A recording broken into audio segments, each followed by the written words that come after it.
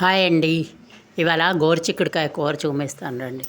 గోరుచిక్కుడుకాయ ఒక పావు గోరుచిక్కుడుకాయ తీసుకొని శుభ్రం కడిగేసి ఉడకడానికి పెట్టేసాను గ్యాస్ మీద. చూడండి, ఇది శుభ్రంగా ఉడుకుతుంది. ఇప్పుడు కొంచెం మెత్తగా అయ్యేటట్టుగా ఉడకాలి. ఇప్పుడు అల్లం పచ్చిమిర్చి, చూడండి, అల్లం ముక్క, పచ్చిమిరపకాయ ఇప్పుడు మిక్సీలో రుబ్బేస్తాను. తర్వాత వేరేగా టమాటా రుబ్బాలి. చూడండి, ఇప్పుడు ఇందులో కొంచెం నువ్వులు వేసి కూడా రుబ్బుతాను. అల్లం, పచ్చిమిర్చి, నువ్వులు ఇది మెత్తగా రుబ్బేస్తాను. 4 ధనియాలు, కొంచెం జీలకర్ర, అల్లం, పచ్చిమిరకాయలు, నువ్వులు, ధనియాలు, జీలకర్ర. ఇప్పుడు ఇది మెత్తగా మిక్సీ పట్టేగా చూపిస్తాను. అది మిక్సీ పట్టాను. ఒక టమాటా ముక్కలు తరిగేసి ఇది మిక్సీ పడతాను విడిగాను. అది నువ్వుల పేస్ట్ కదా, టమాటా పట్టేసాను. ఇప్పుడు పక్కనే ఉడికిపోతున్నది. ఇది గోరుచిక్కుడుకాయ. ఒక సైడ్ నూనె పెడతాను. కొంచెమే నూనె పడుతుంది. ఇది నువ్వులు నూనె వదులుతుంది కదా. చూడండి, ఇది శుభ్రంగా ఉడికిపోయింది. ఇది ఒక జల్లెడలో తీసేస్తాను. మెత్తగా ఉడికిపోయింది. ఒక జల్లెడలో తీస్తాను, వడగట్టేస్తాను. ఈలోపు పోపు వేసేద్దాం. అది వడగట్టాను, నీరు పోతున్నది. ఇప్పుడు ప్యాన్ వేడిగా ఉంది. ఇందులో నేను కొంచెం ఆవాలు, కొంచెం జీలకర్ర, 4 మెంతి గింజలు ఇవి వేస్తాను. వేసి కొంచెం ఇంగువ,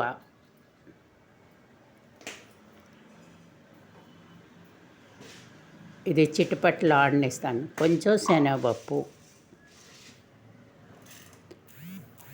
ఇది ఇప్పుడు బాగా వేగాలి. చాలా బాగుంటుంది రొట్టెల్లోకి, అన్నంలోకి. నేను ఇది రొట్టెల్లోకి చేస్తున్నాను. మంచి గ్రేవీగా వస్తుంది. ఇష్టం లేని వాళ్ళు కూడా గోరుచిక్కుడుకాయ బాగా తింటారు. ఇది పోపు వేగుతున్నాను బాగాను.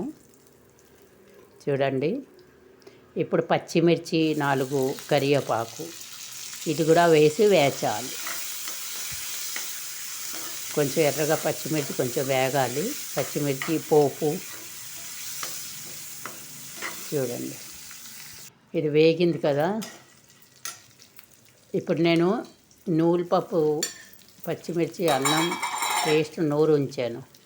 ఇది వేద్దాం. ఆ నూలుపప్పు పచ్చిది వేసాను కదా. ఇప్పుడు ఇది వేగాలి. ముద్ద పచ్చి పోయిందాక నూలుపప్పు మాడకూడదు. ఖాళీ అల్లం, నూలుపప్పు పచ్చి పోవాలి, అంతవరకే వేచాలి.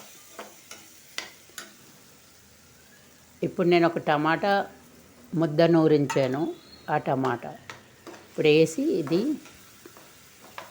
బాగా దగ్గరగా వేచుదాం. పచ్చి అంతా పోవాలి. అందులోంచి నూనె వదిలిన దాకా వేచుదాం. చూడండి, ఒక సైడ్ అలా వదులుతుంది. ఇప్పుడు గోరుచిక్కుడుకాయ అవి ఉంచాను కదా జల్లిట్లో. ఇప్పుడు ఇందులో కారం, పసుపు వేసాను, ఉప్పు,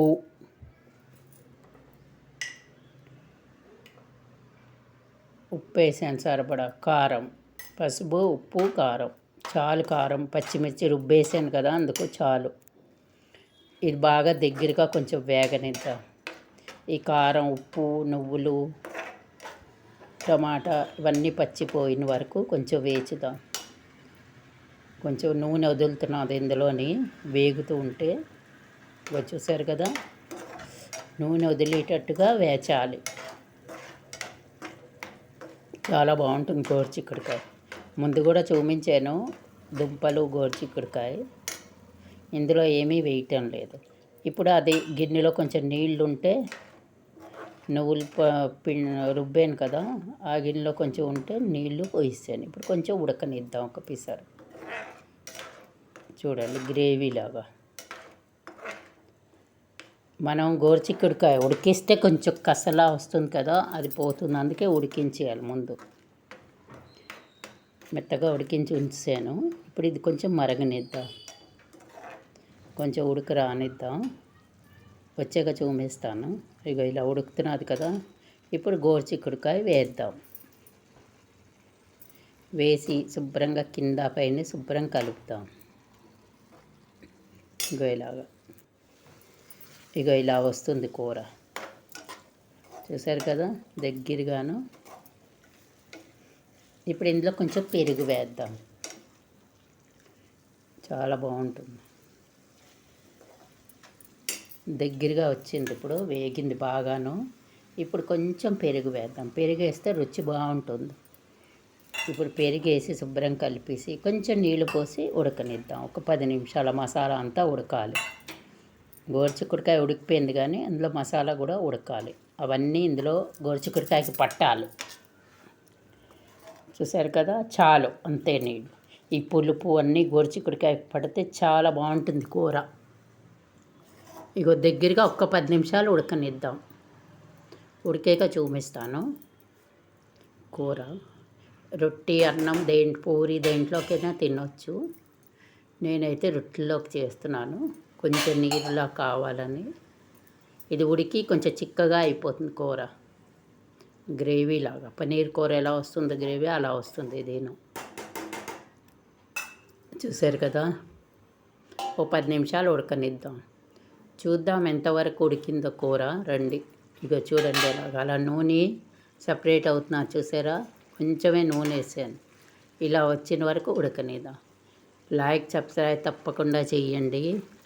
కూర ఎలా ఉందో చెప్పండి. చాలా బాగుంటుంది తినడానికి. చూడడానికి ఎలా ఉందో తినడానికి కూడా అలాగే బాగుంటుంది.